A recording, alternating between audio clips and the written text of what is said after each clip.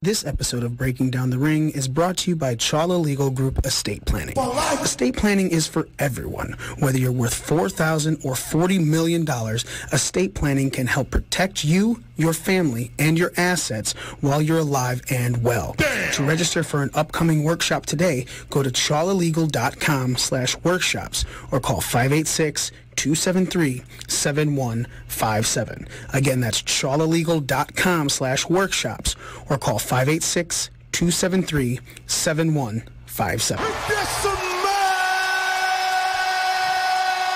What the Rock is cooking. You're listening to the Podcast Detroit Network. Visit www.podcastdetroit.com for more information. Can we just there's so much fucking wrestling, and this week was the first ever AEW pay-per-view after Dynamite has been put into place. So after weekly setup, we got the AEW's Full Gear. On top of that, the Survivor Series build continues as NXT invades Raw and SmackDown. Groups from Raw invade NXT. We're going to get into that. Plus, Impact on Access had a great fucking showing this week. We'll get into that as well this week and more as we break the ring down. Woo! You don't know what hard times are, Daddy. Rise to the top, oh yeah. Austin 316 says I just whipped your ass. You just made the list.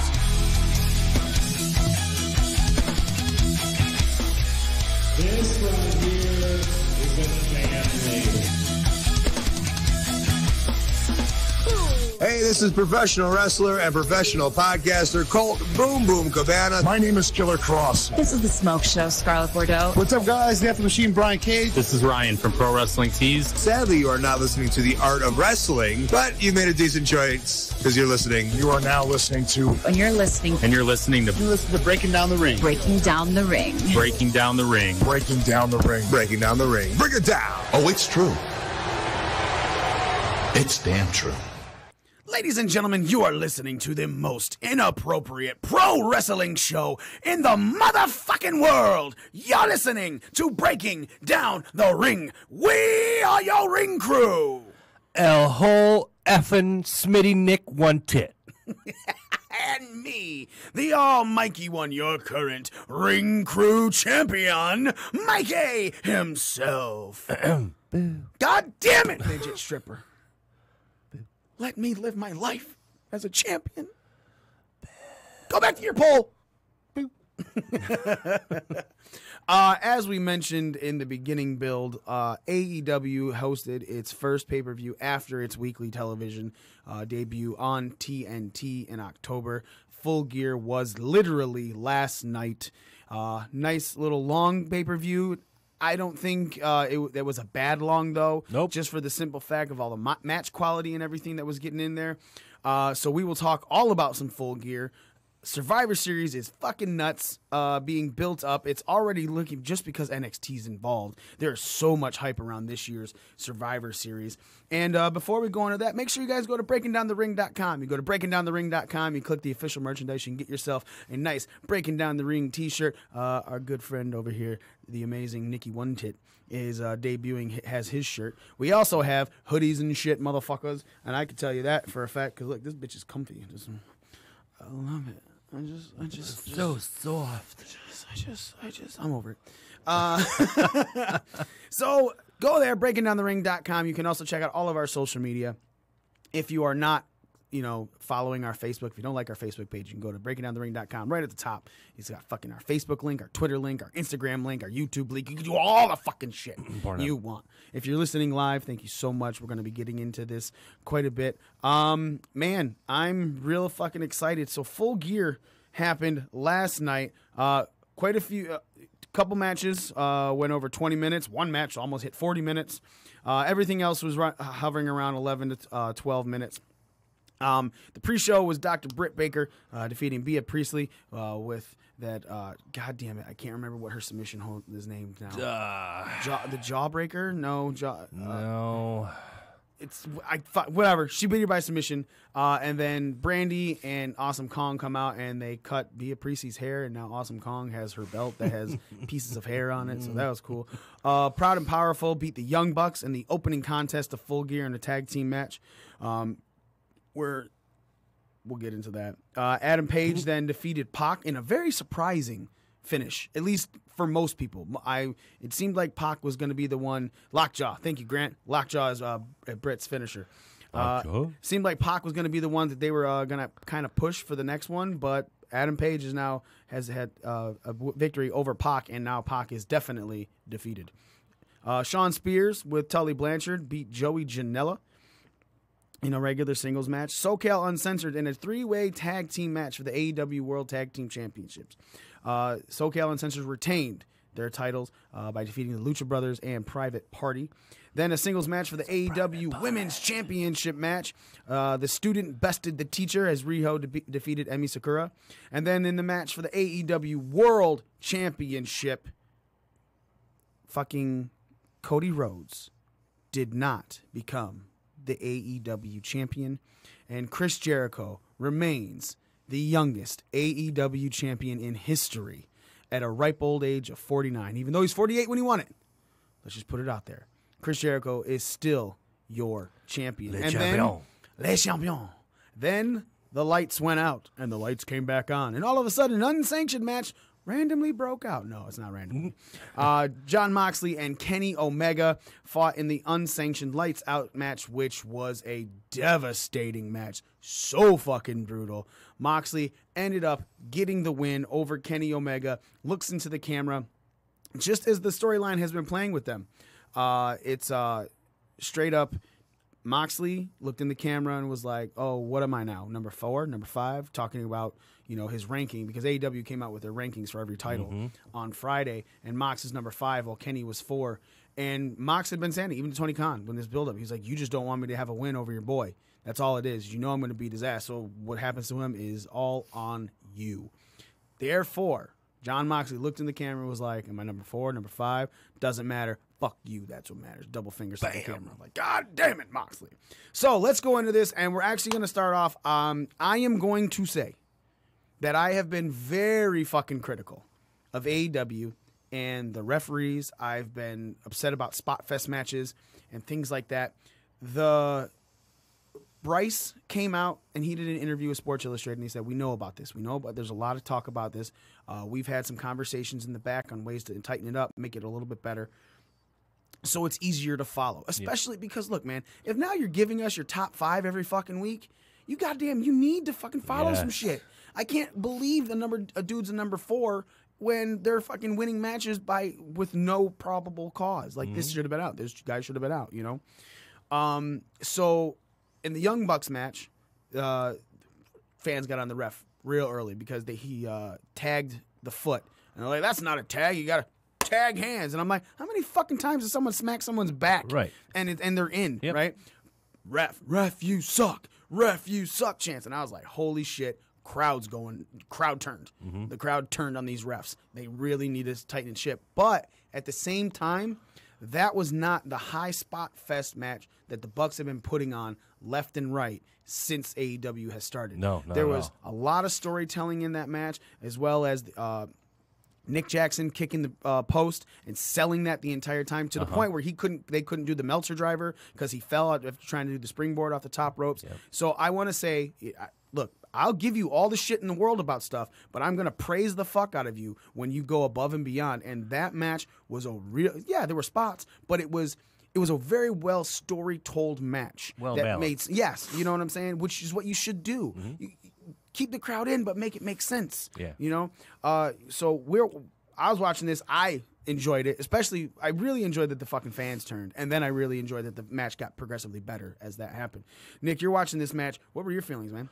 It was, the one thing that I thought of first, maybe about halfway through the match, was exactly what you said. There's been a lot of matches where they're spot fests.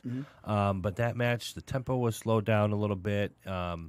there were some times when, they were building that story and it was great. As far as the ref's concerned and allowing that tag by the foot or whatever the case may be, I think a lot of fans are maybe, I don't want to use the word trained, conditioned to understand the rules based on what they're more familiar with, WWE. Okay? So while, honestly, until you said something, I didn't even really notice the tag with the foot, nor did I really care. Because like you said, I can smack you on the back and tag you in the match or on the ass or whatever, so who fucking cares? So it was funny that the crowd got as hot as they did, but overall, the match was great. I do like that the spots were a little toned down, for sure. And again, spots are good when spots are needed. Hey, you build to the spot. Yeah. But and when you're building to these spots and you're going forward with it, the audience, you can only be so high. Yeah. You know what I'm saying? And I know that a lot of the times the Bucks close shows and stuff like that. So it makes sense for all of that. This time they opened it, so you don't want to get the crowd way too high. And so that was also really good psychology played with their agents in the back. Whoever put this match together, even if it was just Young Bucks and Santana and Ortiz, because I'm going to fuck their name up all the time. PP. Yeah, P&P. Picture in picture. Even if it was just them putting it together, the psychology, the start of this pay-per-view, get the fans hype, make it look good, and it did. They fucking did, man. Yep. 100% Absolutely. did. The surprising match, though, to me, was the Adam Page Pac match, right? As soon as Pac lost, if we're talking, we did our pro wrestling scorecards, all right? And our pro wrestling scorecards, I am the lowest as Le Champion of Be The All right? Yeah, I just came up with that, bitches. As Le Champion of Be The All, I have the lowest score, but it's sweet as fuck because it's a 69. Nice. So you're kind of winning. I mean, yeah, I'm losing, but I'm winning. Yep. You right? So that's just how it goes, bitches. That's how it should go. Face it. Yeah. So I got a nice little 69 in it. In our group, and Breaking Down the Ring group, if you go to ProWrestlingScorecards.com, you can get your own scorecard. And there's going to be some more digital codes coming out for ProWrestlingScorecards.com, and that's what we get to use. We go to the digital website, and we can check out our groups, and it's something cool that's really coming with Pro Wrestling Scorecards. Make sure you're checking that out. Follow them at PW Scorecards on Twitter, because they will do they're talking all about the pay-per-views. They got the live updates with the digital. They're getting big, man, and I'm so fucking proud of Daniel and the team over there. Yeah, for real. It's so much fun. So, Full Gear, all right. We, Nas, number 1, 99. Fucking killed that scorecard, bro. Fuck off. Fucking number 1 with a 99. Next is our own Nick with 85. Joe's coming in third with an 80, and me with a 69. Now, Smitty is not on this list. I have to go look at it. I accidentally one day removed Smitty from our group, and I think it's just funny now. He's beating Joe by a point. So he's got 86? Yeah. Okay. Wait a minute. Joe has 85? Yeah. No, I have 85. No. Joe's got 80. Yeah, Joe, so he's got 81. He's got 81. Yep. Yeah. All right. So what's really cool is you can check out the whole Pro Wrestling Scorecards community on this stuff. And actually, let's bro.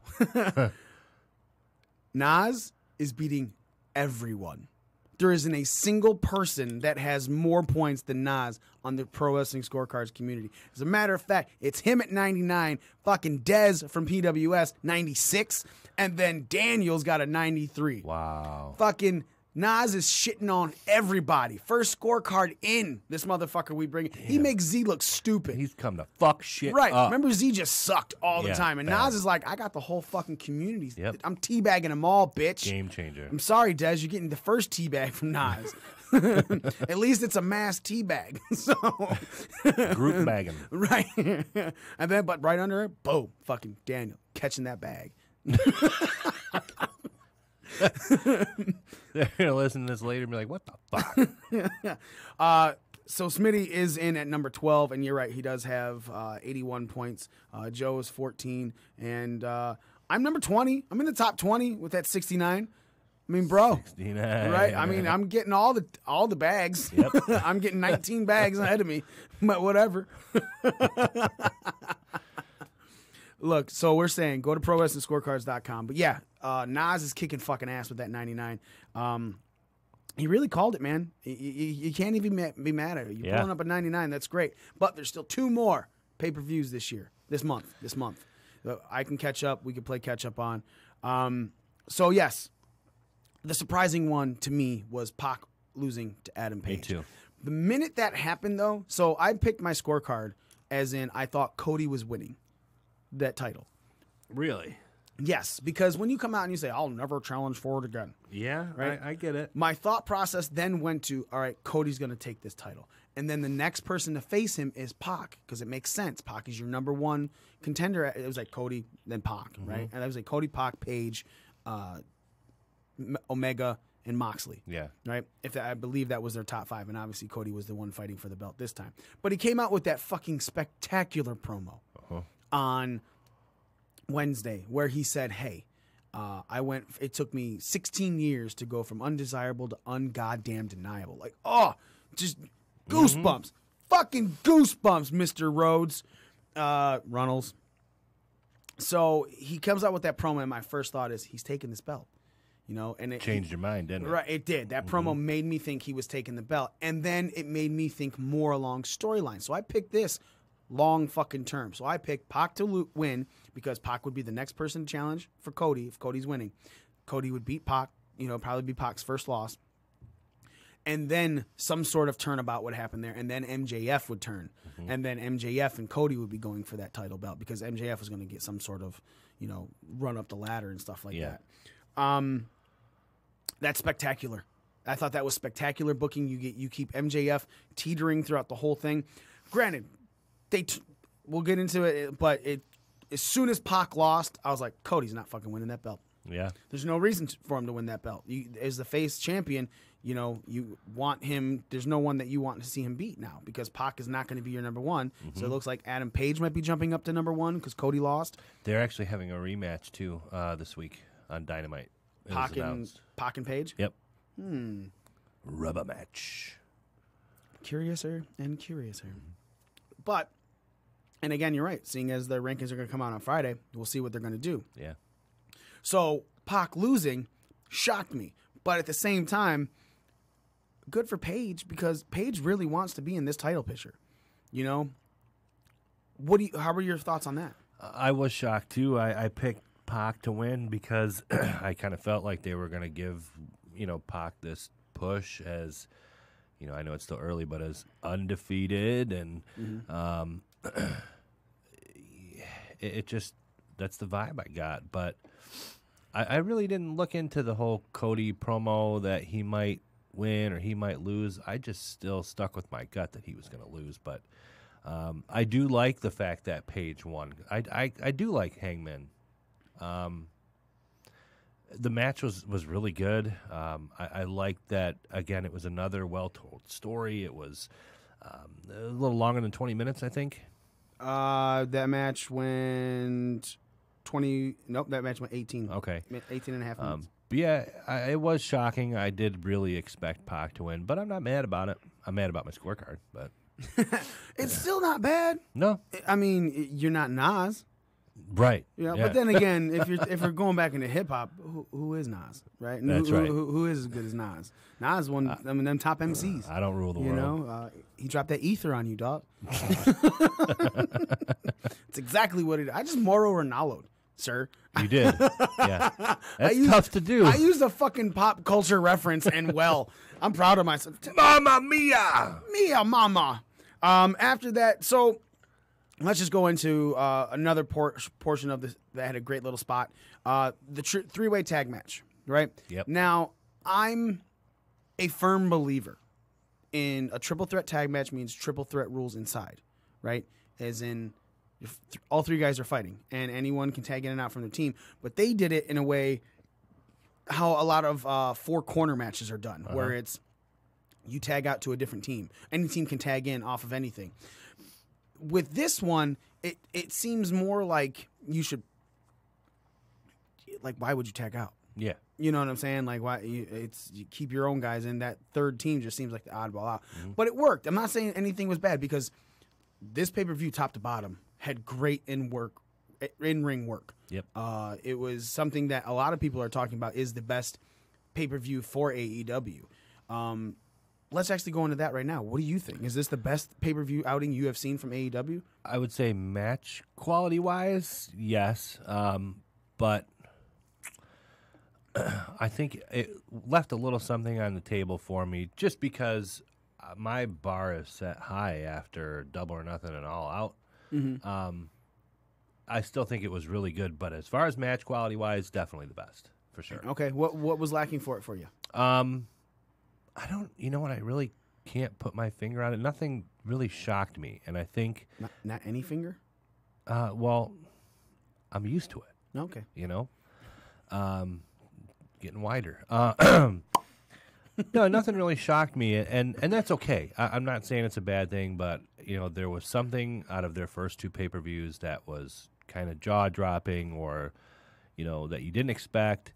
Not that I expected the results that I did, but it just was a normal pay-per-view for them. You know, just any way that WWE has a normal, everyday pay-per-view. It wasn't anything great or spectacular, but it was really good. I mean, I'd probably give it a good 8 out of 10. Nice. Yeah. Yeah, really good. So then, coming into this, SoCal Uncensored retained. Lucha Brothers started attacking them, and then lights go out and come back on, and there's another Pentagon. Okay, you know what? That did shock me. That did. Why? Because I was under the impression that Christopher Daniels, who, not to bury your lead there, but... totally buried it. I did, sorry. Christopher Daniels was the Pentagon Junior 3. Yes, 3, because Jericho's 2. Yeah. And I was expecting him to be out for a while. They had made mention, I think last week on Dynamite, or maybe the week before, that he was going to be out for a significant amount of time. So for him to be in the ring and do what he did, I was like, oh, shit, okay. Well, 3 weeks ago, it was a pinched nerve. Yeah. You know, I would assume that a pinched nerve is more of a I have to get worked out. See, I didn't hear it was a pinched nerve. I didn't hear what it was. I will say that I took him off of my unscheduled and kicked myself in the dick when he came in. I was like, God damn. As a matter of fact, I took 3 specific people off to put in others because I was like, no, they're not going to do anything with this. I took off the Rock and Roll Express and I took off Christopher Daniels. See, I had I had Sammy Guevara, I had MJF, and then I had Daniels, Ricky Morton, and the Rock and Roll Express. Yeah. So then when they all showed the fuck up, let me tell you, I was mad as fuck. I lost that 9 points, but again, that would have only put me at a 78. So it's not like it did anything major damage for me. Yeah. On Pro Wrestling Scorecards. So yeah, I ended up putting in. People who were there, all were there, but just 2 of them were on the pre-show. I put it Awesome Kong, Dustin Rhodes, and Orange Cassidy. I had MJF, Awesome Kong, Orange Cassidy, Sammy Guevara. I don't remember who my 5th was. Whatever. Fuck. After somebody that didn't show. Yeah. So. SoCal Uncensored retaining their tag titles. Smart move? Yeah. Yeah? Yeah. I mean, they just won those titles. I think they're over with a lot of people. They're over with me. I don't think that... I think if you're trying to put an emphasis on your tag division and make it stand out and make it legit, you can't let the winner of your tournament, which you've been building for months now, can't let them lose it on their first title defense. You know what's really funny to me? When they announced this match on Dynamite, the winner was going to go to, it was the Private Party. Fuck, I can't even remember who they faced. Dark Order. No, it wasn't. It was going over it. Yeah, it was Dark Order. You're right. Yeah. Fuck yeah, I'm sorry. I'm an idiot. So it was announced that whoever was going into this was going to be a 3rd contender in this match. And I'm like, so Private Party's about to win, and they're taking the loss. And all it did was make me go, That's WWE booking right there. Yeah.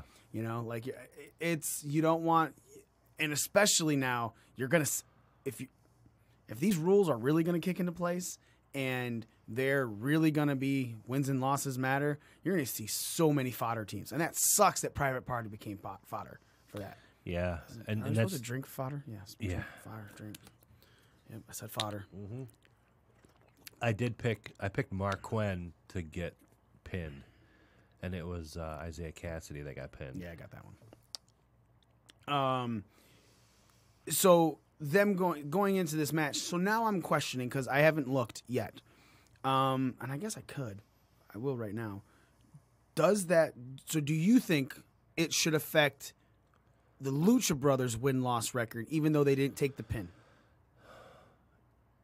Yeah, honestly. I mean, you're in the match. You play to win the game. So, yeah, and that, I don't know how I feel about it. I'm indifferent. But I do think you got to give them the loss. They didn't fucking win the match. What happens if you don't win the match? You lose the match. So Rey Fenix is 4-2 in tag matches. Are those updated? I don't know. Okay. Yeah, because no, they're not, because Pac still has a 3-0-1 record for singles. Okay. And he should have a 3-1-1 record. I got to do better on. Yeah, no.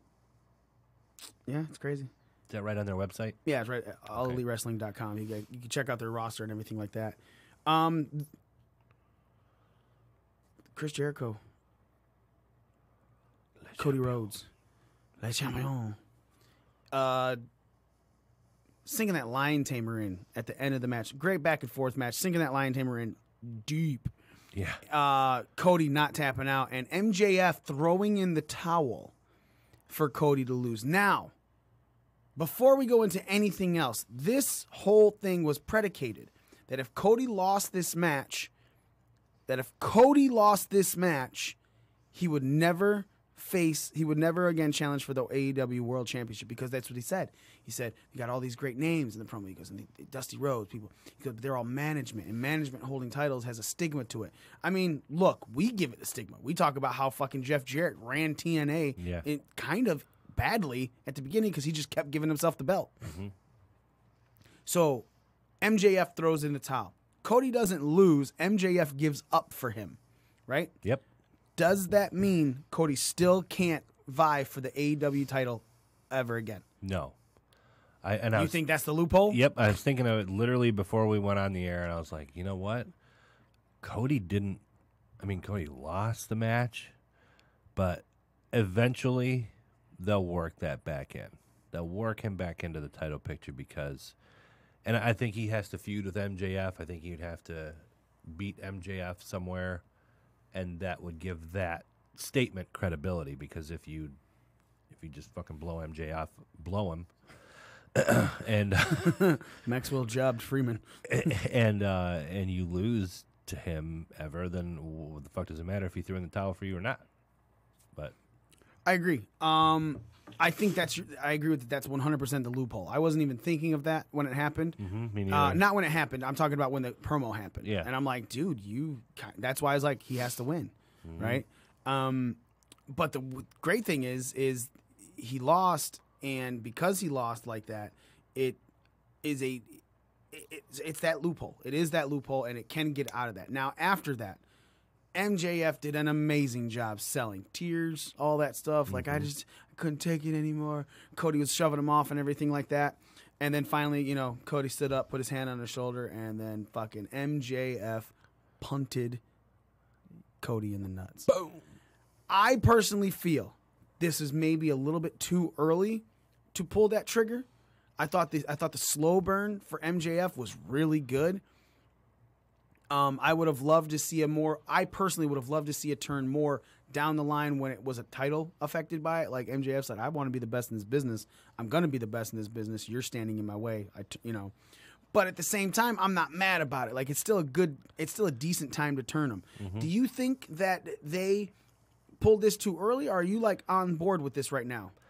a little too early. But, I mean, if your pay-per-views are the culmination and the payoff, we don't even know when their next pay-per-view is going to be. 2020. Right. So not anytime soon. I still would have preferred to have seen it happen later on down the line, but then this also kind of gives way to the whole storyline of why and how Cody lost, and maybe he will get another shot sooner than later, and that gives a reason for that other than him just straight up losing clean to Jericho. I mean, you could have ended the match in a DQ if Hager got involved or somebody else from the Inner Circle, but I'm kind of stuck in between. It's a little too early, but I'm not mad. Wikipedia, let's be very honest. It's Wikipedia we're trusting. Well, not trusting, just. So if you go into any pay-per-view on a Wikipedia page, you can go and see someone has it set up what the previous pay-per-view is and what the next pay-per-view is. And it says the next one after Full Gear is Chris Jericho's Rock and Wrestling Rager at C Part 2. They're listing that as a pay-per-view? As the next one. That's weird. Yeah, I agree. So the second one is from January 20th to 24th in 2020, and AEW is collaborating with it, obviously, because he's Le Champion, so they're going to be collaborating with it. Now, I know Tony Khan was asked in the media scrum after about, their plans for pay-per-views, etc., and he did mention that it's going to be Double or Nothing, All Out, and Full Gear are going to be 3 of their major 4 pay-per-views, quarterly pay-per-views a year, and they didn't mention a 4th, so I don't know. Still to be announced. Yeah. Well, if Double or Nothing is May, All Out was August, right? Yep. So I'd like say you would have to think February, because this is November, so February would make sense. Something in February, and then May, and then August, and then November. Yeah, that makes sense. February, so they have some time. St. Valentine's Day Massacre. I was just going to say that. I agree with you. I think that this was slightly early, but I get it. You know what I'm saying? Like, I can't say it was a bad call, but I can't say it was the best call, right? Like, someone can fucking just throw up a shot in basketball and it hits, right? And you're like, okay, it worked, but man, you should have if you passed it over to this person, we may have gotten 3 points, right? And so, good way to look at it. Yeah, I'm not saying it's bad because look, you got us a 2, you got us some points in, but if you would have passed it back to the wide open guy, you may have gotten 3. Or same thing in the football analogy. I threw it to this guy, we got the first down, but if you would have paid attention, saw that guy was more open down the field, he had a touchdown, right? We're not saying these are bad calls because obviously something good is still coming from it, but is it the best call? I do not think that this is the best call. And this is nitpicking the fuck out of this pay-per-view, right? Because again, I can bitch all I want left and right, and if I'm not giving the props where props are due, then my bitching has no merit. And I'm giving all the fucking props to Full Gear because Full Gear brought it. Full Gear made every match, even the fucking women's match. I said that fucking last week on Dynamite, right? That Shayna match. Yeah. Best fucking women's match they've ever had. And then they come out with 2 women's matches on the pay-per-view that are good. Right? So it's like they're stepping up their games. And it's also very possible that the reps are finally kicking in. These people are wrestling each other more and more, so the chemistry is getting higher and higher. Yes. So it's coming out, and they're looking better and better every week. And this pay-per-view really showed that. So, again, I'm giving all the props in the world. So this is me saying, man, I wish MJF would have turned months later, is nitpicking the shit out of this because it's still really good. I agree with you. 8 out of 10. Yep. Right? So that's, again, being nitpicky, but it's good. It's really good. And the fucking crowd hated him. As a matter of fact, he got water tossed on him or something tossed on him when he was walking up. There was a lot of people wondering if that was a work. I saw on Twitter, someone posted a video of the guys being escorted out. So I don't know if it was a work. So, look, he got all the fucking heat. I mean, the most over person in that fucking company is Cody. He's Teflon. He's, for lack of a better analogy, he's Cena, right? He is the face of that company. You see Cody fucking Rhodes, you think AEW. Yep. Right? And that's great because you used to see Cody Rhodes and think, Dusty's kid. Now you see AEW Executive Vice President, Cody Rhodes. And he's fucking Teflon. He could take a loss like this, any loss, and still be okay. And because you you turned on the biggest face, you just became the biggest heel. Yeah. You know, you're bigger than it. And that's where they want him. I think, he was kind of tweener a little bit for a little while there because he's with Cody, but he's still a dick. But now you've pushed him to that heel spotlight, and that's exactly where they want him to be. And it's good heel heat. Yeah.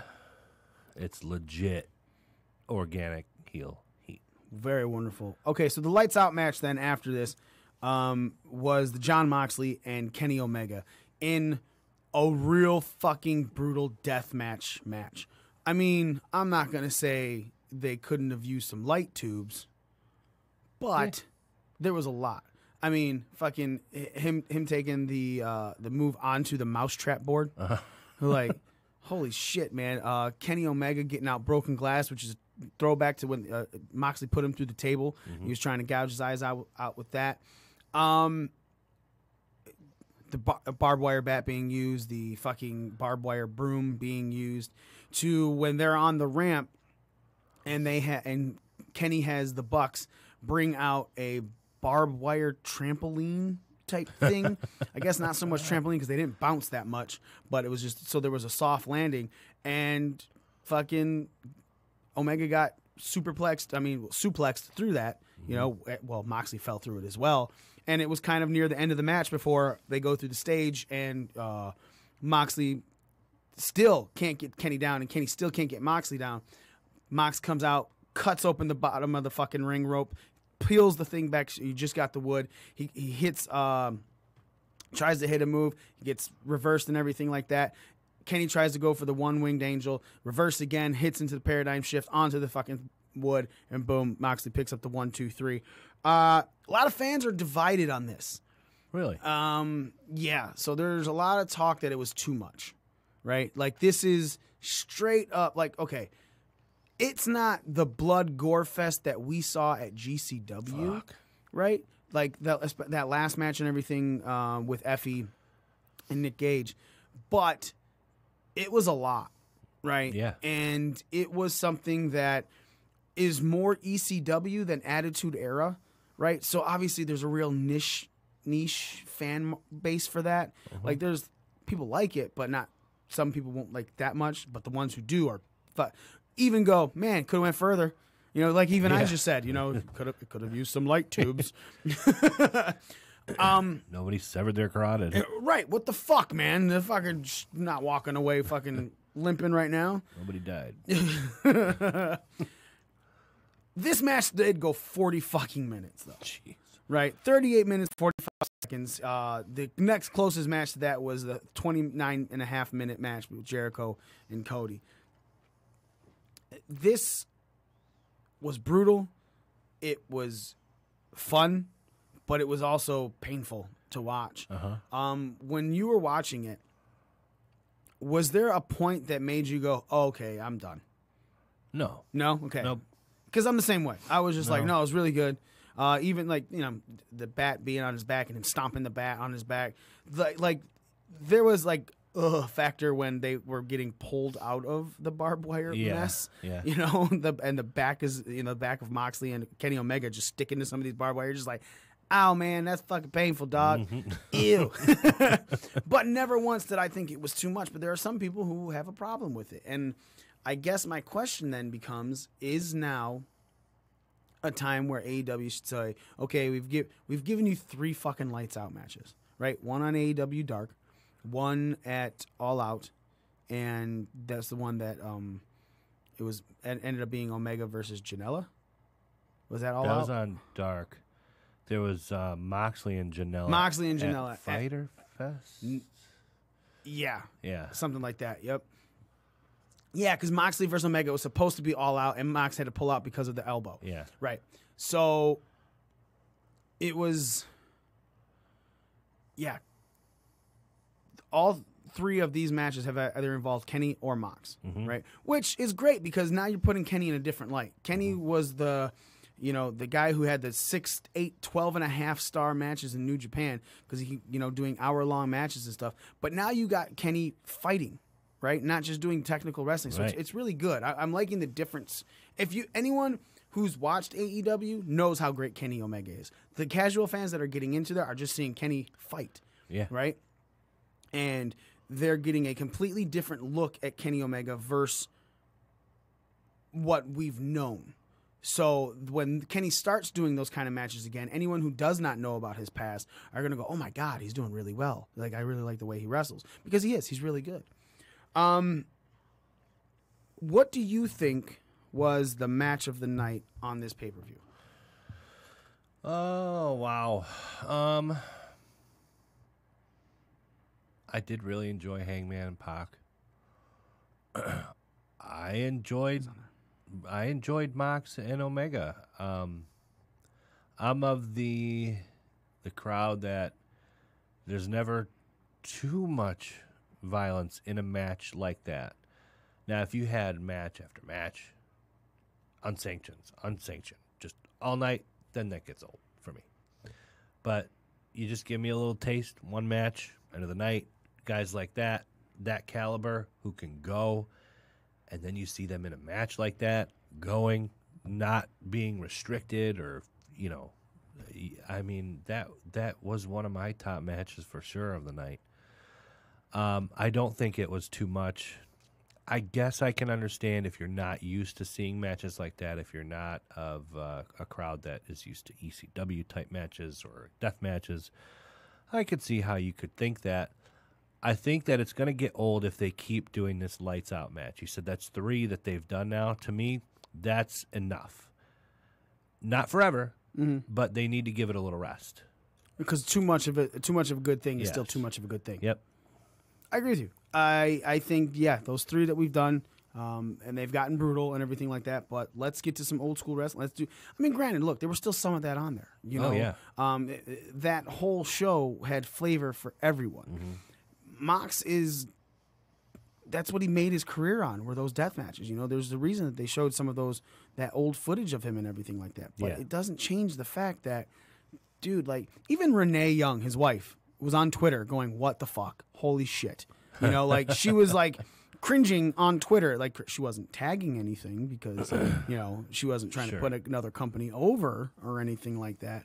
But let's not pretend that she was not paying attention to this. And she was. So, that being said, AEW's Full Gear was spectacular. As a matter of fact, AEW Dynamite the week before was also spectacular. We had that Cody promo. It kicked off with that Trent versus Pac match.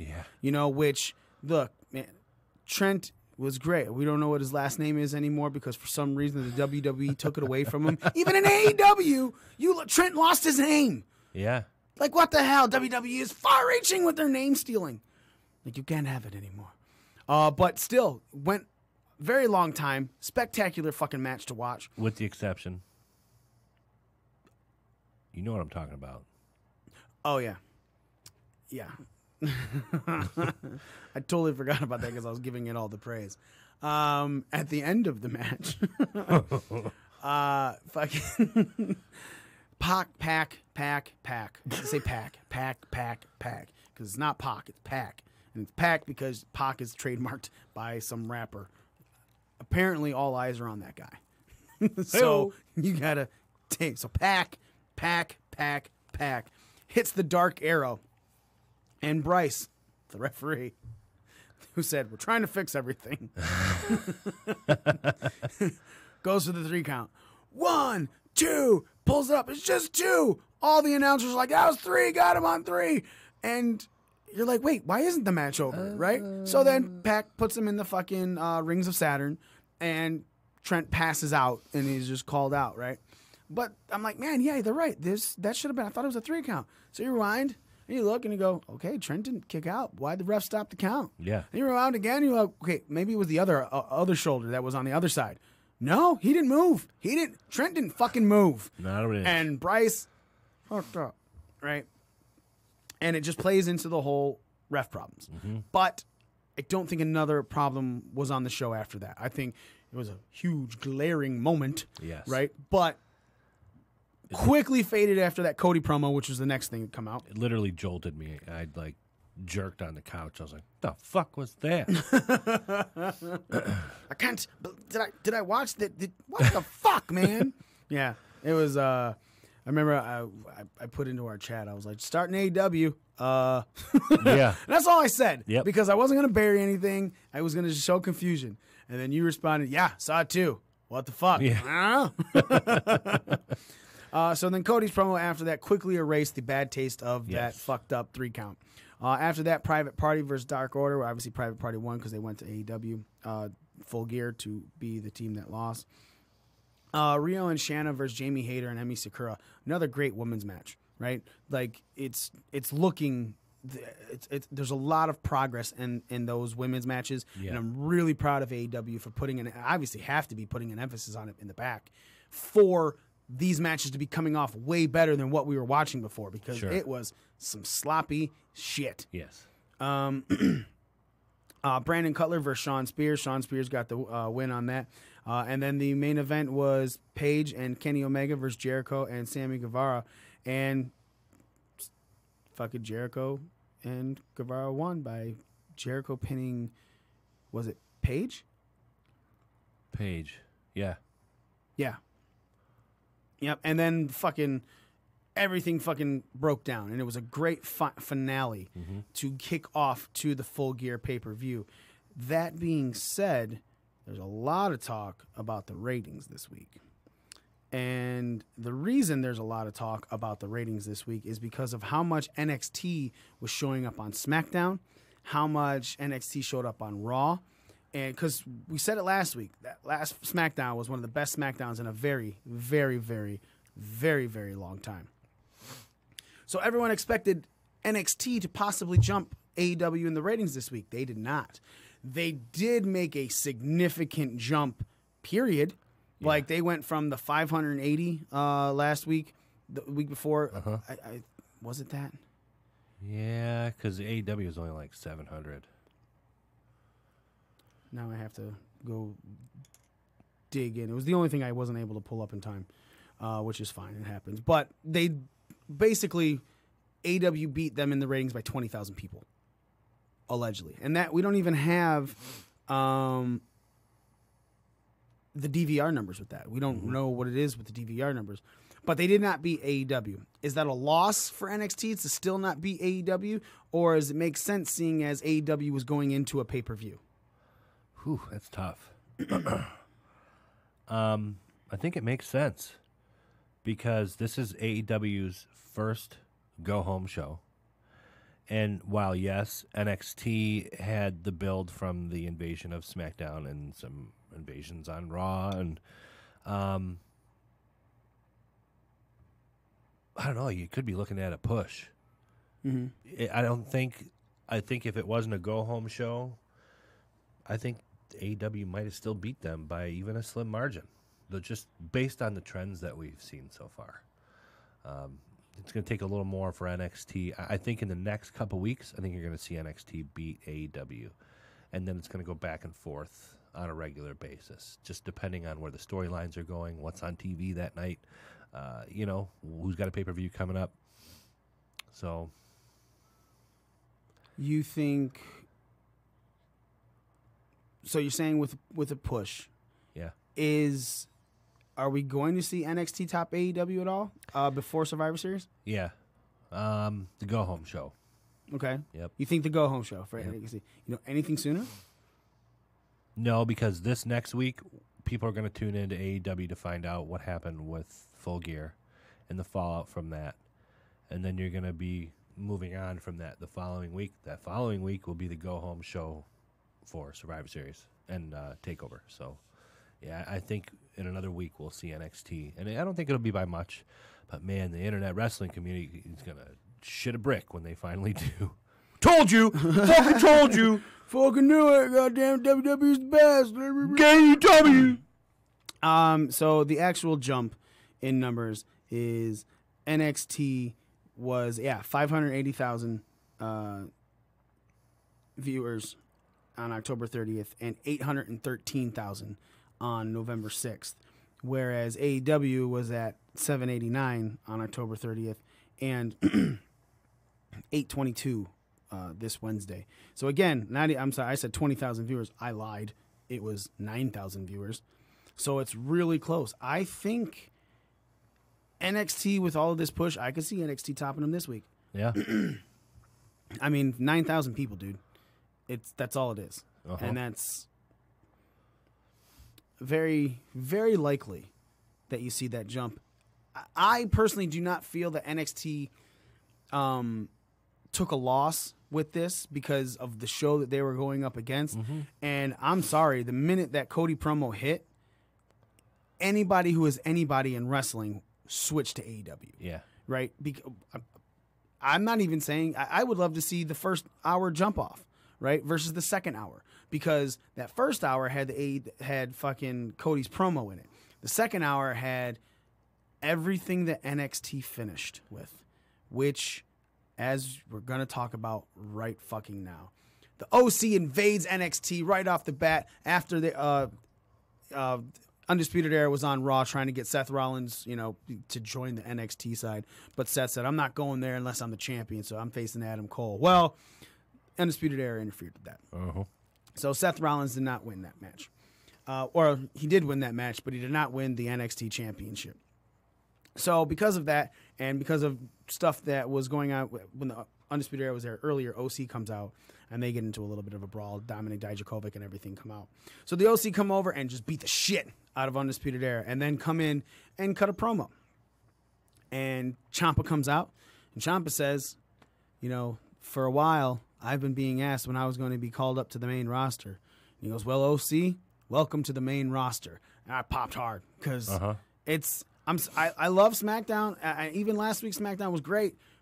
NXT is the best show, I believe, for WWE, period. So then AJ said he gives him props and everything. He goes, you're the only one with balls enough to come out here, but are us three supposed to be afraid of you? Keith Lee and Matt Riddle come out, and turns out it's going to be a 6-man tag match to finalize the night. The OC, AJ Styles, Carl Anderson, and Luke Gallows versus Tommaso Ciampa, Matt Riddle, and Keith Lee. I fucking love Keith Lee. After he's grown on me a lot. Yeah. After that, Pete Dunne got the rubber combined. He took on Damian Priest and he won after losing to Damian Priest before. So now they're they're tied. But Killian Dane shows up and fucking blasts the fuck out of both of them. Priest starts pulling him off so he can beat up Dunne more, and then fucking Damian Priest sends him over the ropes, and then then Killian Dane sends Priest over the ropes and beats up more of Pete Dunne, then beats more of Damian Priest on the outside. After that, Tainara Conti beats Santana Garrett. Shayna Baszler then defeated Dakota Kai, and Dakota Kai was in this match trying to prove that she deserved the final spot on Rhea Ripley's team for War Games. After the match, there was a breakdown and everything. Everyone was getting involved. Mia Yim comes through with the kendo stick and just starts beating the shit out of everybody. After that, going to the back, and Rhea Ripley says that was brutality, because that's her line.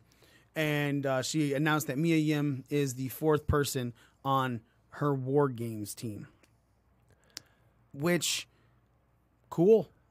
Makes sense. You know what I'm saying? Like, it's something that should be happening. So it's Rhea Ripley, Tegan Nox, Candice LeRae, and Mia Yim for Rhea's team.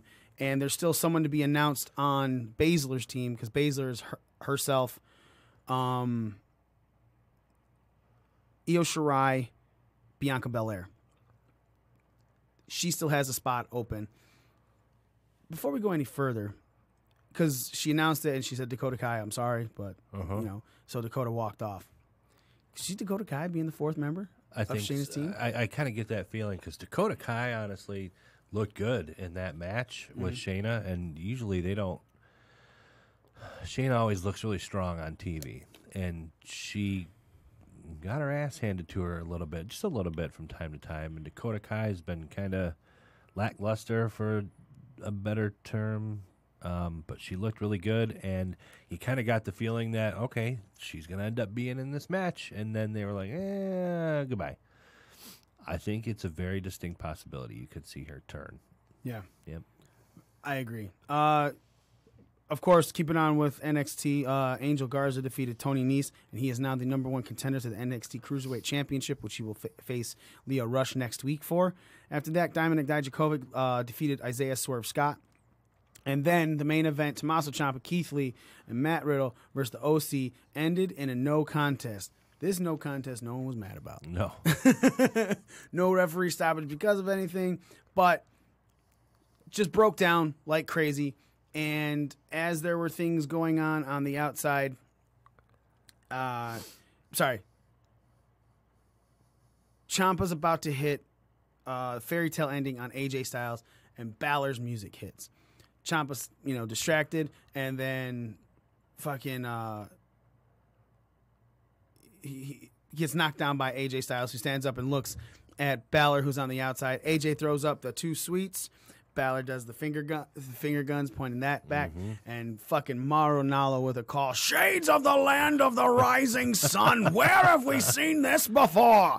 And I was like, oh, Mauro, I love you. And then Styles goes, Styles Clash, and he gets fucking Ciampa up and then takes the stiffest super kick I have ever seen someone take. It was straight in his mouth. Adam Cole comes in and popped his ass, and then looked directly down at Finn Balor, who was just smiling.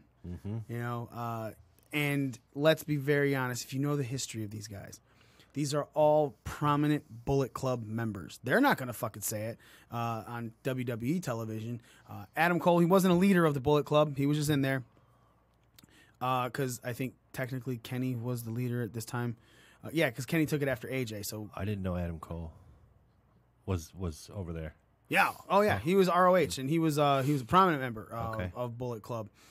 He was the one that when he was kicked out, that's what brought in Marty Scurll. Okay. And because Kenny was like, every club needs a villain, and then fucking Marty Scurll comes out, Young Bucks super kick him out. So so you got three prominent Bullet Club members, two leaders, the first two leaders, obviously. Finn Balor, a.k.a. Prince Devitt, started the Bullet Club. AJ Styles took it over after Finn left and went to NXT. So there's a lot of backstory intertwined here on how NXT ended, and there's a lot of options with how this can go.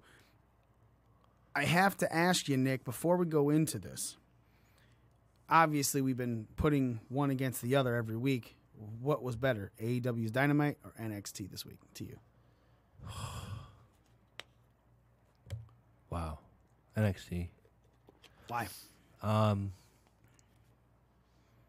That was a big reason. Yeah.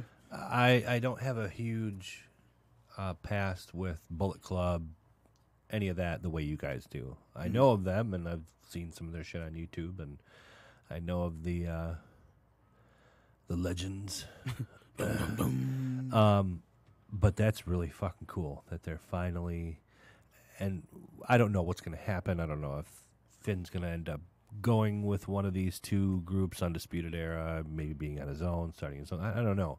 But the fact that they're getting them all intertwined the way they are is fucking cool. Mm-hmm. And it's about time. Yeah. We've wanted to see it for a long time on regular WWE television, but Triple H being the fucking ringmaster down there, he's having fun with it. So I actually don't know if I could pick one. If I had to pick one, it's how it would have to be based on how everything ended. Because Cody's promo was spectacular, right? And the Trent match and with Pac and everything like that, it had the little misstep in it. The women's tag match was good, but then you go to Dijakovic versus Isaiah Swerve Scott. It was good. Angel Garza versus Tony Nese. It had its entertaining moments, especially when Tony Nese powerbombed a pair of pants. It had moments in each of them, but nothing that I was like, holy shit, this show's a 10, right? Yeah. Neither of them. Maybe they're both 8s, right? Because there was just a couple slow parts in each of them. But if I have to choose which way I'm going to lean, it's probably going to be NXT because of the ending, and I agree with that. Yeah. AEW's ending was really good. I'm not trying to knock the brawl and everything, right. but it was really weird to me that Santana and Ortiz came in and attacked Omega and Moxley.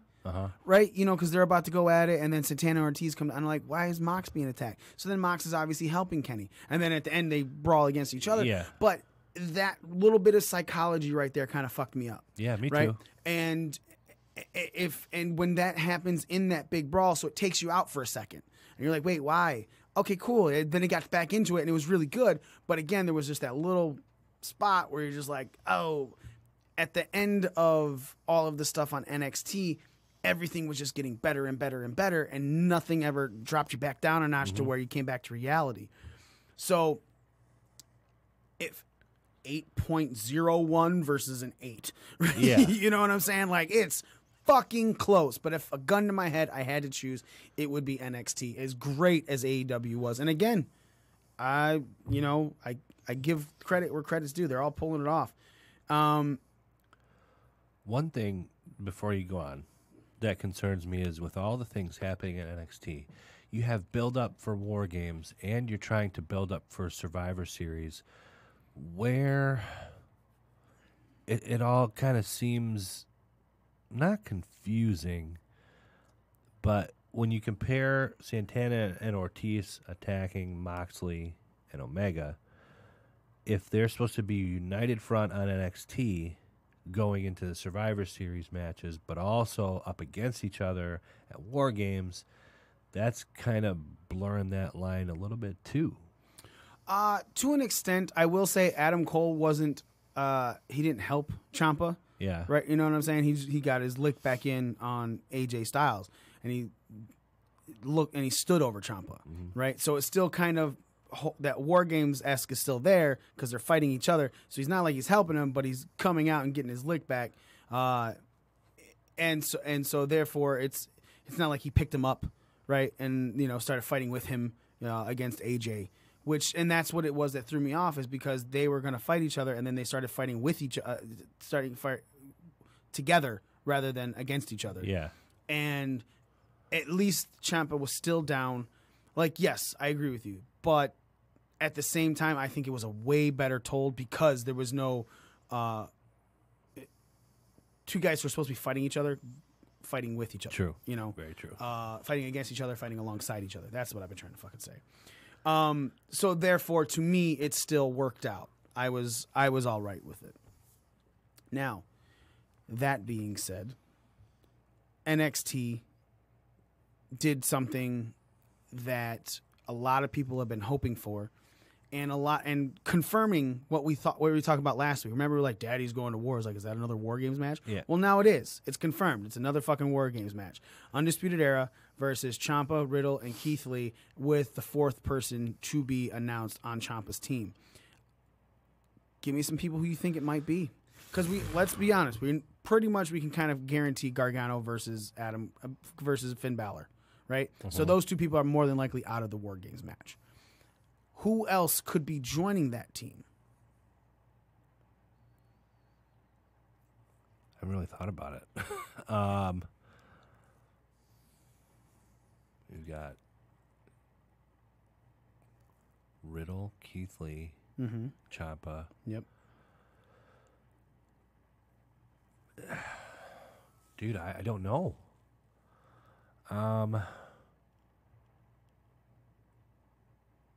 Who do you think? So, my first thought is I'm really hoping Velveteen Dream comes back. Yeah, but I don't know if he'd be back. But if he's back, that's who you go with. Yeah. Right? And you have to go with him. If not, I think then it comes down to you're probably going to pull in an NXT UK guy. I could see that. Maybe Pete Dunne, but I think Pete Dunne might have some stuff going with other people. I could see maybe Tyler Bate. Maybe. It's fucking... It's difficult to call because of all the people that aren't really in, but are in Dominic NXT. Dijakovic? Dijakovic has already had a problem with Keith Lee because Keith chose Matt Riddle to team with, so they had that little falling out. I think your best bet after that is it's possibly Pete Dunne, man. Unless there's some kind of shocker that we don't even know about. Yeah, I mean, look, it is 3 weeks away, so it's very possible that Velveteen Dream could be a part of this roster, and I think is the one that makes the most sense, right? Because they've all had problems with the Undisputed Era. Velveteen Dream has the problem with Roderick Strong. So because Roddy's already faced Lee and Riddle at the same time. Ciampa's going for the gold. Yeah, man, I just got to believe that you put Velveteen Dream in there. I think that's the only logical sense. But again, you could always wait till the fucking Wednesday before and put the final person in and have time to build something like that. Oh, yeah. So, and Triple H is a fucking master at that. So, let's move on to SmackDown, because SmackDown has huge implications into Survivor Series, with specifically a title change at the beginning of the show. The Survivor Series tag match were all the tag champions of each brand against each other. It was Viking Raiders from Raw, it was Undisputed Era from NXT, and it was Revival from SmackDown. A match that everyone was really fucking excited about. Yeah. Because it was just like, dude, these fucking teams are going to go the fuck at it. And then the New Day won the SmackDown tag titles. Are you disappointed that the New Day won? And if so, is it because the Revival won't be facing this match, or because you're just sick of the New Day? A little bit of both. Yeah? Yeah, I would have liked to have seen the Revival hold the titles a lot longer than they did, because, again, these titles are changing hands every 2 or 3 weeks. Yeah, those teams can all go. That would have been a great match to see. Viking Raiders aren't that far removed from NXT. The Revival, they were in NXT, were they not? Yeah. So, and New Day, I am a little sick of them. So, I would have rather... It's still going to be a good match. It'll still be a really good match, but I would have much rather have seen the Revival keep those titles and be in that match. So let's talk about these titles and how they're switching hands. Daniel, we'll start with just the last couple. The Hardy Boys, 20 days. Now, they had to drop it because Jeff got injured. So it was something that it sucked, but so they dropped it. To Daniel Bryan, and then Daniel Bryan and Eric Rowan got them. 68 days. Then the New Day beat Daniel Bryan and Rowan, 62 days. The Revival beat the New Day, 54 days.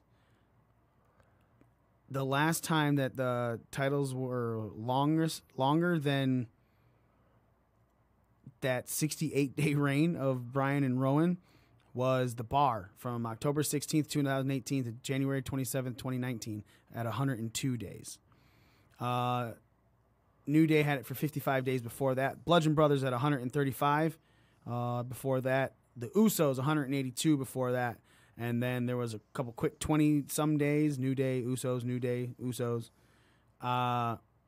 American Alpha had it for 83 days. The Wyatt family had it for 23 days. And that's going back to 2016. Right? These tags are... And what I'm really confused about is, when did the fucking Revival ever... Did they ever defend those titles?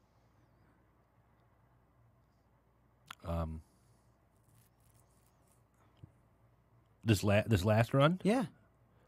I don't think so. This only run with the SmackDown. I mean, granted, they got them and they became the first ever Raw, SmackDown, and NXT champions, but still. No, not that I can recall. I am pissed that the New Day won these belts. And it's not so much that I'm over them. I think Kofi deserves better right now. I believe that Kofi Kingston is a guy that that his championship reign ended unceremoniously. Granted, I'm okay with how it ended. I'm just not okay that he doesn't have another shot at it because Brock went to Raw, right? Yeah. So I think that really kills it. Even if he had one more chance at it, and it was fucking he had a hard fought 5 fucking minute match with Brock and then gets caught again, fine. You know, then I'm all right with this fucking quick squash because, right, in combat sports, it fucking happens. Yeah. You know, there are first round, like, he went 2 minutes with Cain Velasquez. You know, and if you're fighting it back to when Cain took on Brock in UFC, he beat him in the fucking first round on a TKO. You know, so I get that wrestling isn't combat sports, but you have to make some things believable, and you got to stop thinking that just because it's a squash match means that someone's getting buried. I don't think they tried to bury Kofi with that squash match. I think it was the first episode of SmackDown. We're trying to make this look more combat sports. Give him this squash. But Kofi should have gotten something because it is pro fucking wrestling. Then you can say, all right, but we're going to give you another shot at it down, you know, in a month and see how you handle it, right? Or fucking Kofi could have had another shot at it the next fucking week. But instead he's forgotten. Right. And Kofi's got little things lingering, right? And you can see it in the promo where they were talking about the pancakes and they were talking about stuff and things, and Kofi got anger, you know, and he starts crunching up the pancakes in his hand. I feel like giving him the tag title is two bad things in a row. One, you're killing off the Revival from this match that a lot of people were looking forward to. Now it's lost some luster. Sorry, it does. But then you also put the tag title on Kofi Kingston. It's not even a singles title, man. It's not even the IC belt, right? Like, give Kofi another singles run, you know, at something. Give him something. Because right now it just looks like he just got relegated right fucking back to the tag team division. And it's not something he's deserving of. Because it still feels like to me and to a lot of the fans that Kofi's getting fucking jerked off the wrong way. Right? Like, I'm going to jerk you off, but I'm going to use some sandpaper. You all right with that? No, I'm not. Ouch. Yeah, it's not. Nothing's going to come from this.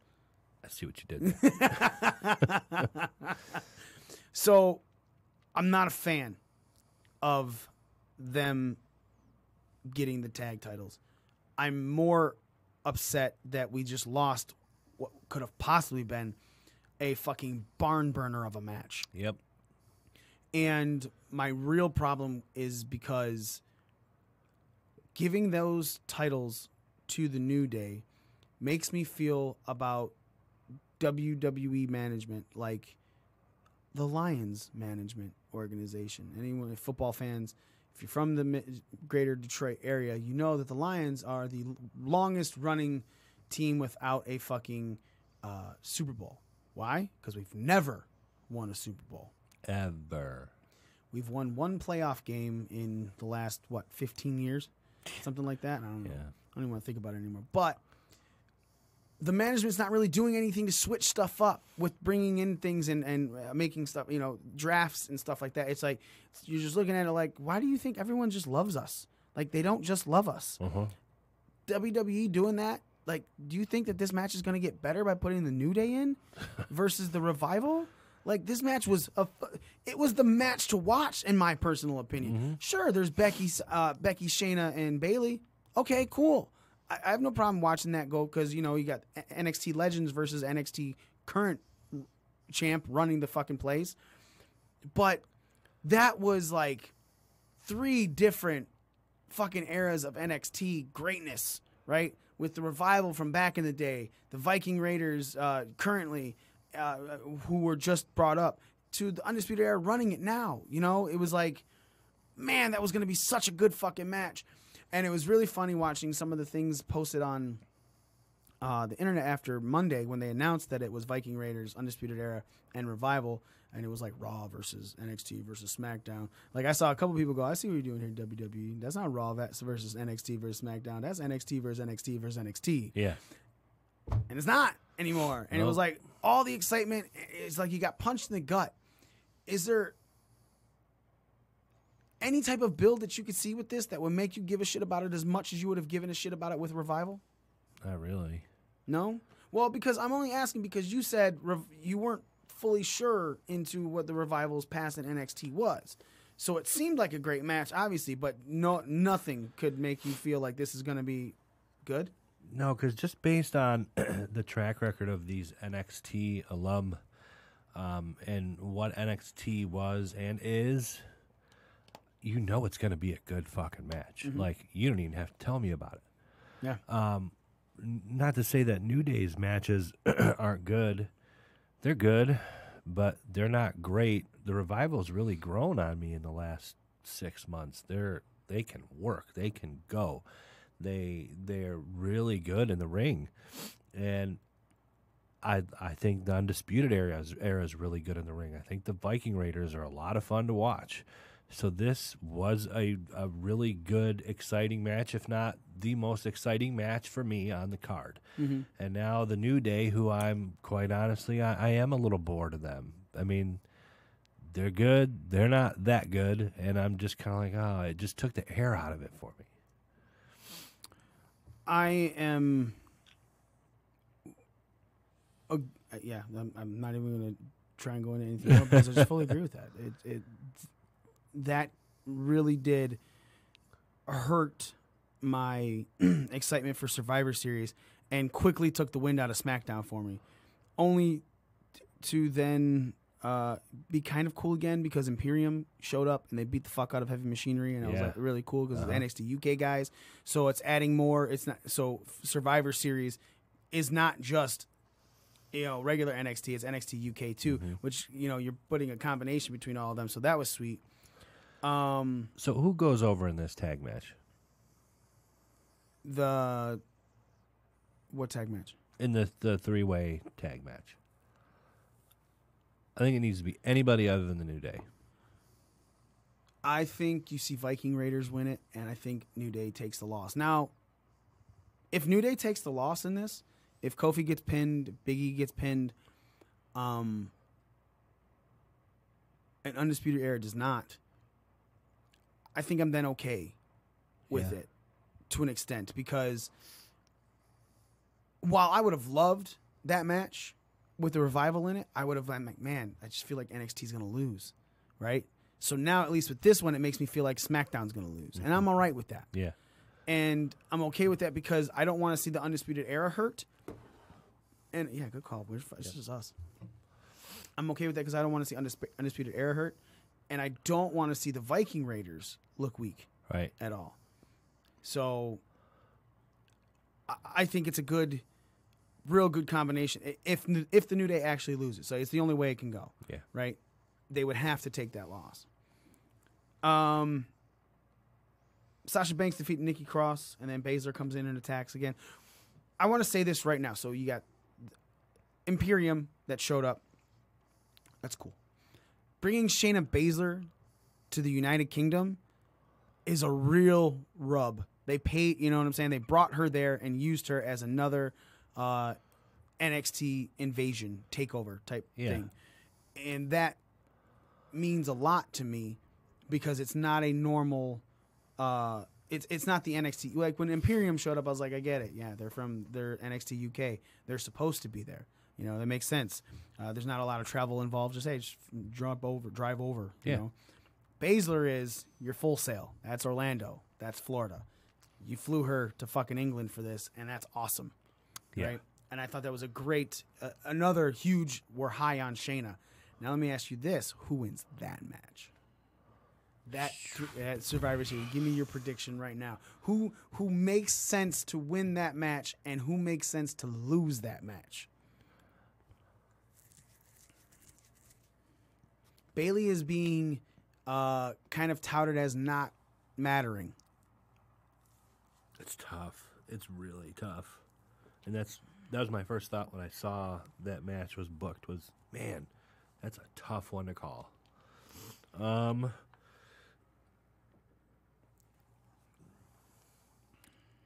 I got to say Shayna goes over Bayley. Yeah? You think that's the NXT win? Yeah. I don't think you want to make Becky look weak by having her lose in any facet. I mean, she'll lose the match, but she won't get pinned or tapped out or anything like that. And I think you're okay if Bayley loses because she's still going to have heat on her, much so the way she does now. I don't think you can have Bayley win that match. It's not believable that she can beat Shayna Baszler. Honestly, neither one of them to beat. I want to be honest. I think you do have Shayna make Bayley tap out. I think Shayna goes over Becky. Yeah? And the reason I say that is because it's a triple threat match. It's no DQ. Mm-hmm. Her girls are going to get involved. It's true. And that's my thought process on that. Yeah. Like, if you're trying not to hurt anyone, you're trying to have Becky look like give her a loss without giving her a loss. You know what I'm saying? Like, Becky hasn't lost that belt. We thought Becky was going to drop that title a couple times, and she didn't. She continued to run with it. The only champion that still has their title after WrestleMania is Becky with the Raw match championship, Raw Women's Championship. Yep. Can't talk. Becky can take a loss here, pinfall. You know, Yeah, Shayna that's just true. roll her up. It's something that happened with the girls because Bayley's got Sasha. You know, Shayna's got Jessamine Duke and fucking Maria Shafir, and Becky has Becky. Yeah. I think a numbers game is going to get involved in this, and I think Becky's going to take a loss from Shayna. I think Shayna going over in this makes her look really good. Yeah. She's a fucking beast, dude. It's being made to look like all the main titles are not going to be facing each other. Mm-hmm. So it looks like the Universal Championship is going to be fought between Bray and Daniel Bryan.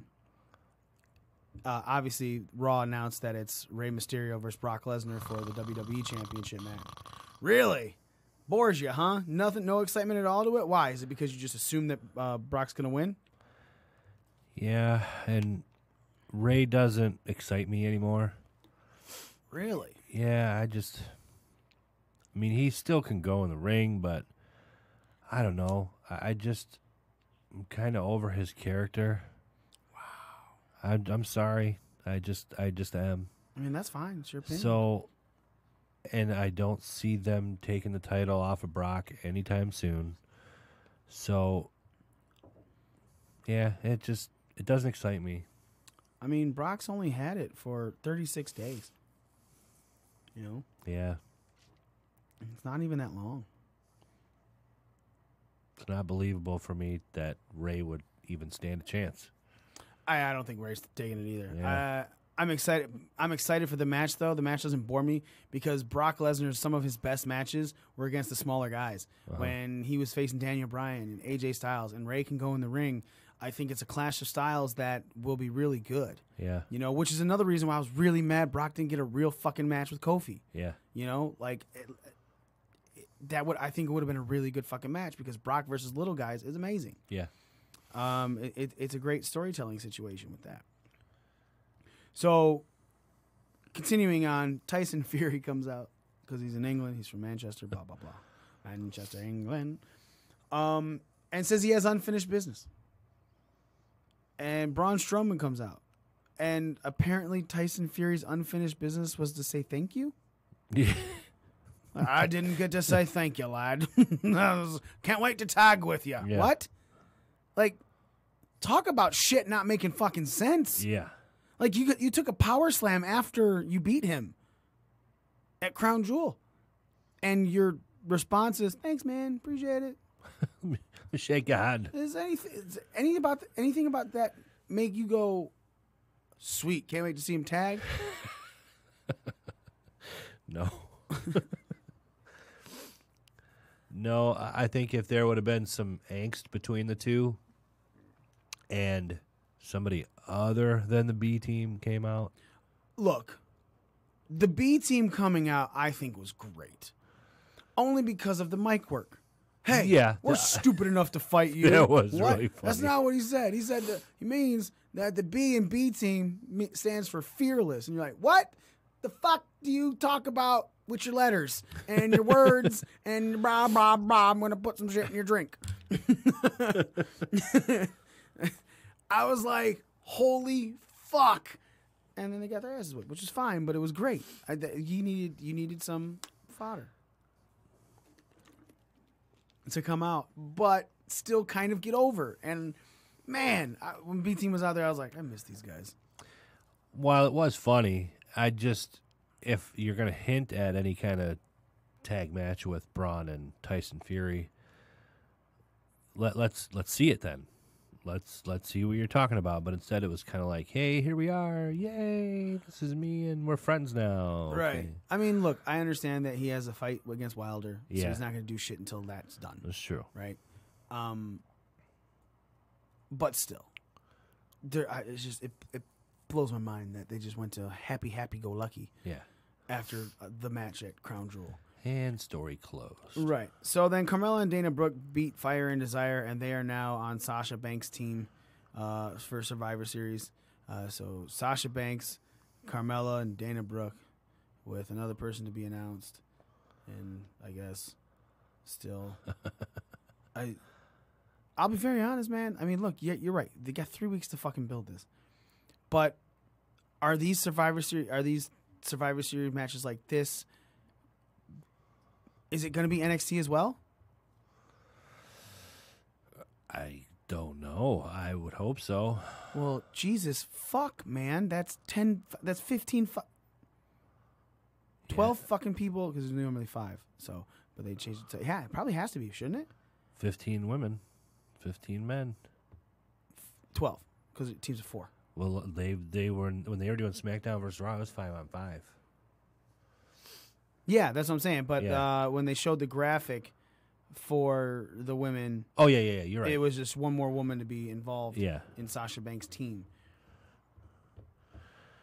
There's a lot of women. I really want to see this fucking build. I do, because I think like they could be doing something well with it. I honestly feel like this could be the best Survivor Series in a long time, and mainly because of the teams, the NXT being brought in. They don't have anything up on their website about the Sasha Banks match, so I'm not going to go into that. How did you feel about Raw? It was Raw. I'll be honest, the last 3 or 4 weeks, my week goes, I go to work Monday morning and I come home and it's like, okay, cool, Raw's on tonight, yeah. And then like an hour or so into Raw, I'm like, God damn it. I might as well just go to bed. And it's not to say that Raw's always bad. The last couple weeks have disappointed me, and I'm starting to be like, okay, Monday night, Raw's on. Great. Yay. Like, is that going to be, that's starting to turn into the one that I want to DVR and watch later in the week and watch NXT live or watch AEW live. Instead, my week is going, I'm watching Raw live, I'm watching SmackDown live, and the other ones I'm watching when I can. Really? Yeah. That sucks. Because Wednesday night is the better night. I know. That's what I'm saying. Now I'm at the point where every week I go and I watch NXT and AEW, and I'm like, why don't I just watch these live? Yeah. Or pick one to watch live. And then I can just fast forward through Raw whenever I. Yeah. I like when I watch, obviously I work Friday nights, so I watch SmackDown on DVR. Yeah. And for mine, you have Xfinity too, right? Yep. You just hit fast forward, and it goes straight to the fucking end of the commercial break. I was like, fucking love that shit. Yeah. That makes watching it way easier. I don't know if it's just for Fox. I don't think I've seen it pop up for the other ones. Just for Fox, yeah. But for fucking SmackDown, it's wonderful to watch. I love that feature. Yeah, it's spec-fucking-tacular. I mean, look, even though the SmackDown was shitty, ish, it's still, the viewers jumped up again. 2.6. Mm-hmm. They're at 2.5 the week before, 2.6 this week. Less SmackDown. And what's crazy about the 2.6, though, that show was taped. That was not a live show. You had spoilers. You didn't need to watch that, right? Same thing for Raw this week. It's taped. You can read the spoilers and not watch it. I don't think Raw was all bad. I thought the Seth Rollins promo was weird. Like, I don't know how to get my motivation anymore. Okay, whatever. Mm. So, him being attacked by the NXT guys, I'm kind of wondering if, because he's a captain for, there's gonna be an announcement for Team Raw. I'm wondering if it's gonna be Raw versus NXT and not SmackDown, because I haven't heard any type of guy lineup being brought for SmackDown yet, and maybe the women would be SmackDown versus NXT. and not have the women on Raw. Like, it seems to me a smart fucking move is pull Alexa Bliss is on SmackDown. Use her in the fucking Survivor Series team. Apparently, she got a shoulder problem. Oh, really? Yeah. Did not hear that. Yeah. What the fuck, Alexa Bliss? Stop know. being so injury prone. God, she's so good. I know. Oh, fucking Alexa Bliss. Biscuit butt. So nice. Yeah, again, I agree with you. And then you're feeding the Viking Raiders to fucking polo wearing motherfuckers again. And I was really bummed out about the Seth Adam Cole match. I not to say that I expected him to win the title or anything like that. I think it ended a little too abruptly, a little too soon. My crowd sucked. Yes. Well, my expectations were set high because of the match with Daniel Bryan and Adam Cole. I was like, this is almost like another dream match. Again, awesome. And then I'm sitting there waiting, and then it just didn't live up to my expectations. I was a little bummed. Our friend said, leave Alexa alone, Mr. Perkins. Why? I don't know. I didn't even think we said anything bad. She's up for grabs. Whoa. Whoa, you gotta ask. If you're not getting being told you're allowed to, you can't fucking do that. Just kidding. I thought Raw was okay this week. It was good. It wasn't horrible, you know what I'm saying? But that fucking crowd really did kill it. Yeah. Especially during Adam Cole, Seth Rollins. That match was really fucking good. And that crowd, like, Adam comes out and he fucking does the boom, and on SmackDown you hear the whole crowd go boom. And in Long Island you hear the crowd go boom. Yeah. It was like a fucking midget stripper. Exactly. You know? And then he fucking does Adam Cole, baby. And the crowd's like, oh. Yep. Like there's like 25 people there. They're like, I know who this guy is. There were people that called, that talked about being there. They were like, man, we were just fucking dead. Don't come back. Right. We suck. That fucking crowd was horrible. Yes. That crowd killed Raw for me. Like, Raw, if that crowd would have been hyped, that Raw could have been way better. Granted, they had fucking not Tyson Fury. Granted, they had fucking that promo and everything. But, dude, Rusev versus Drew McIntyre was a decent match. Yeah. You know, Buddy Murphy and Cedric Alexander, great fucking match. You know, it was...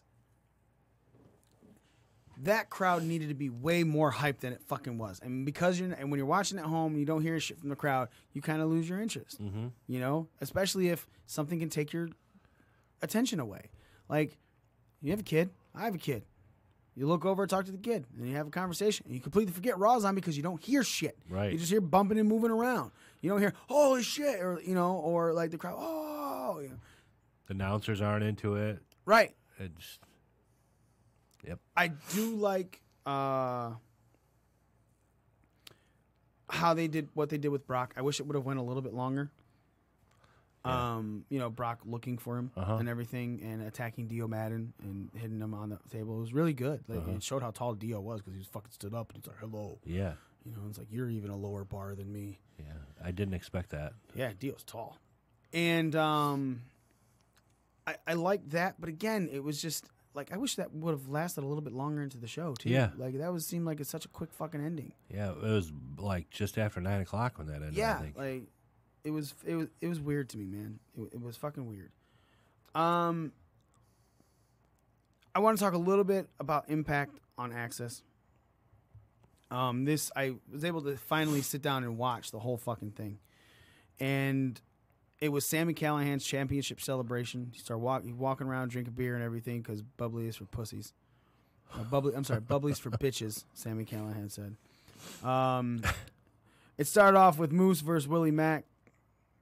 The next match then was Michael Elgin versus Fallah Bahh. Then we had Joey Ryan versus Ken Shamrock. And Joey Ryan beat him. Then the Knockouts champion, Taya Valkyrie, took on Madison Rayne in a non-title match. I sound really dead about this, but I'm not trying to be. Petey Williams then defeated Bhupinder Singh with the Desi Hit Squad. Rohit Raju! boo, and Raj Singh. And then Sami Callihan's championship celebration was interrupted by Tommy Dreamer, who decided to make an extreme match. And it became OVE, Sami Callihan, Jake Christ, Dave Chris, and Madman Fulton versus Tommy Dreamer, Rich Swann, Tessa Blanchard, and Daga. Look, man, there's some real good fucking wrestling on Impact. And it's something that I think everyone needs to fucking watch. Because if you're still thinking Impact is the fucking company it was a year and a half ago, you're wrong. This fucking these matches are spectacular, but then there's still some problems, right? Like, so Michael Elgin was taking on Falaba, and Falaba's a big, huge dude, like sumo style wrestler. Fucking Elgin hits a fucking superplex on the dude, and dude just jumps up, not selling, right? Which is fine, but it makes you think, okay, he just hulked up, that's the term. And now he's just gonna go fucking nuts on Elgin and win this match, and no. He didn't. Fucking Michael Elgin ended up winning with a submission. And I'm just like, it doesn't... There's ring psychology still and everything, and I'm going to give everyone shit no matter what. And if I'm watching your product, which I am, because it's really good, this needs to fucking make sense. And watching a guy just power out and take a 1 count after a hit after that is just like, why is all of a sudden now he's tapping? Like, it kind of caught me off guard. I do like what they're doing with Sami Callihan. I mean, I hate Sami Callihan.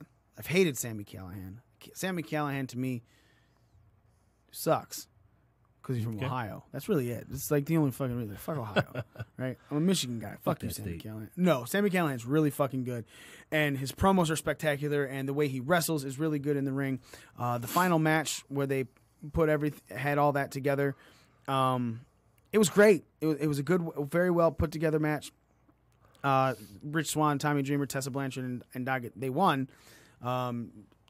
Then later it was announced that there's 2 weeks' time there's a 5-way match, 5-way elimination match. Tessa Blanchard is involved in that, and the winner of that match goes on to be the #1 contender for Sami Callihan's world title. So I'm really fucking hoping that Tessa Blanchard wins that. But there was a huge discussion about Impact for one thing. Ken Shamrock, the most dangerous man in the world, took on Joey Ryan. So the most dangerous man versus the most dangerous manhood. The most dangerous penis. Ken Shamrock did the dick flip. He took the fucking dick flip. And a lot of people are like, Ken Shamrock is not the guy for that. Ken Shamrock is a shoot fighter. He's a guy that shouldn't take these kind of moves, right? Ken Shamrock is above that in a lot of the people, in a lot of people's eyes. I'm of the ilk where it's like, if Ken Shamrock is taking it, it kind of puts Joey's dick over more, right? Like, I know. Joey ended up losing the match. He tapped to the ankle lock, but the dick flick was in there, and Ken Shamrock took it. So I guess this brings my question to you, Nick. Joey is the fun dick wrestler, right? Yep. And he gets to be his gimmick in Impact, which is awesome. It's great. Is there a fine line for wrestlers who take that move? Like, should people like Ken Shamrock not take that? Or if Shamrock's willing to put it over, let him? Yeah, if he's willing to, why not? And that's up to him. You can say, oh, he's above that and whatever you want to say, but... Is it, though? Is it up to him? Because someone in the back said, no, we want you to take this. And you're working. You think Shamrock might have the clout to say no? I think he could at this point in his career, where he's been, who he is. And I think that I kind of get the impression that he's one of these guys that are trying to put these younger stars over to a point. Yeah. And I mean, on the surface, it's kind of like, really, Ken Shamrock? But then when I think about it, it's like, it ain't really that big of a deal. I mean, I know he's Ken Shamrock. He's the most dangerous man in the world. But if they're trying to put Joey Ryan over, and he's trying to help that younger crowd. I don't see anything wrong with that. Do you think in any way, shape, or form that it hurts the legacy of him wanting to take that move? No. No. I think people will forget about it. You think people forget about it? Mm-hmm. Not right away, but I mean, so much of the other things that he's done throughout his career just ultimately trumps taking a dick flip. I mean, it's a fucking dick flip. Right. You know, if obviously you're getting it over that he can even, in any capacity, flip somebody with his dick, and he does it to Ken Shamrock, fucking who cares? Move on. Let wrestling be wrestling. Just let it be wrestling. Yeah. Let wrestlers have their fun. I mean, now if he was the first person that he had ever done that to, then I'd be like, okay, come on, fucking give me a break. Right. But come on, it's what he's known for. Yeah. And he lost the match. It's not like he did the dick flip and won the fucking match. Yep. All right. I agree with you. I agree. It's wrestling. There's something for everyone. You may not like it, but it doesn't mean that it's wrong. Right. Right. It's not like it's 100% an opinion based fucking platform. Right. So I mean, look at the stink face. Look how many people Rikishi did the stink face to. Yeah, he did. I mean, shit. I'm gonna sit on your face with my big old crumbly ass. Cottage cheese, cottage cheese, cottage cheese, cottage cheese, cottage cheese, cottage cheese. Smell my ass, smell my ass, smell my ass. Ugh. I mean, people literally kiss Vince McMahon's ass in a thong. Yep. Why did that old man wear thongs? Why did that old man? I was not happy about that. That's it for us, ladies and gentlemen. Make sure you go to breakingdownthering.com, get our official merchandise there, take you to all of our social medias, Facebook, YouTube, all that shit, Instagram. Thank you so much to people who are watching live. If you're watching live, make sure you subscribe to our podcast, Apple Podcast, on Spotify. If you are listening on the podcast, you can listen live every Sunday, 11 a.m. Eastern Standard Time, because that's what we do. We do live shows. Good shit. That's good shit. For everyone in the Ring Crew, thank you so much. We are out. Nick, what's your name? Nick. That was bad. Nicky. That was Dude, there's nobody here but me and you, so it's like you're kind of thrown off, you know? Well, see, no, I buried myself. It's okay. Thanks so much for listening. We are your Ring Crew. Nicky One Tit. And for Smitty, Joe, and Nas, I am the Almighty One and current Ring Crew champion, Mikey. We are... Midget Stripper. We are out.